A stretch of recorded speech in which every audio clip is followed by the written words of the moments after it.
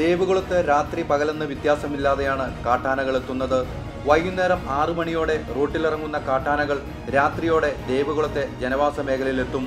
കഴിഞ്ഞ ദിവസം ദേവുകുളം റോട്ടിലിറങ്ങിയ കൊമ്പൻ ഓട്ടോ അടിച്ചു തകർക്കുകയും സമീപത്തെ കുരിശടിയിൽ തിരികെത്തിക്കാനിറങ്ങിയ ഒരാളെ കൊല്ലുകയും ചെയ്തു. സംഭവത്തിൽ പ്രതിഷേധവുമായി ദേവുകുളം ജനകീയ സമിതിയുടെ നേതൃത്വത്തിൽ വനപാലകരുടെ ഓഫീസുകളിൽ സമരം നടത്തിയെങ്കിലും യാതൊരുവിധ ഫലവും ഉണ്ടായിട്ടില്ലെന്ന് മെമ്പർ പറയുന്നു. കഴിഞ്ഞ 3-4 ആഴ്ചകളായിട്ട് നമ്മുടെ ദേവികുളം ടൗണിനെ ഭീതിയിലാഴ്ത്തിക്കൊണ്ട് കാട്ടാന അതിൻ്റെ വിളയാട്ടം തുടരുകയാണ്. നമ്മൾ DFOയും റേഞ്ച് ഓഫീസറും അടക്കമുള്ള ആളുകളോട് പലതവണ നമ്മുടെ സുരക്ഷയുടെ കാര്യം ആവശ്യപ്പെട്ടിട്ടും യാതൊരുവിധ നടപടികളും വനംവകുപ്പിൻ്റെ ഭാഗത്തുനിന്ന് ഉണ്ടായിട്ടില്ല.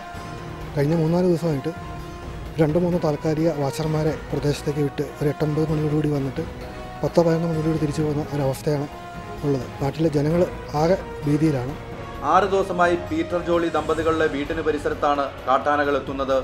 ഫോൺ നിശ്ചലമാക്കിയും വൈദ്യുതി ലൈറ്റുകൾ ഓഫ് ചെയ്തും മിണ്ടാൻ പോലും കഴിയാത്ത അവസ്ഥയിലാണ് ഈ ദമ്പതികൾ താമസിക്കുന്നത്. വൈകിട്ട് 6 മണിയായി കഴിഞ്ഞ് ഞങ്ങൾ ചുറ്റുള്ള ലൈറ്റ് ഇടുക, വീടിനകത്ത് അത്യാവശ്യമുള്ള ലൈറ്റൊക്കെ ഇടുക, TV ലാൻഡ് ഫോൺ വരെ എടുത്ത് മാറ്റുക, ഞങ്ങളുടെ മൊബൈലൊക്കെ സൈലൻ്റ് ആക്കുക.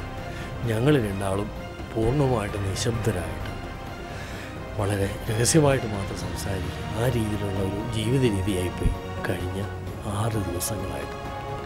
ഇത് 12-ാം വാർഡാണ്, ദേവികുളം ഗ്രാമപഞ്ചായത്തിലെ 12-ാം വാർഡാണ്.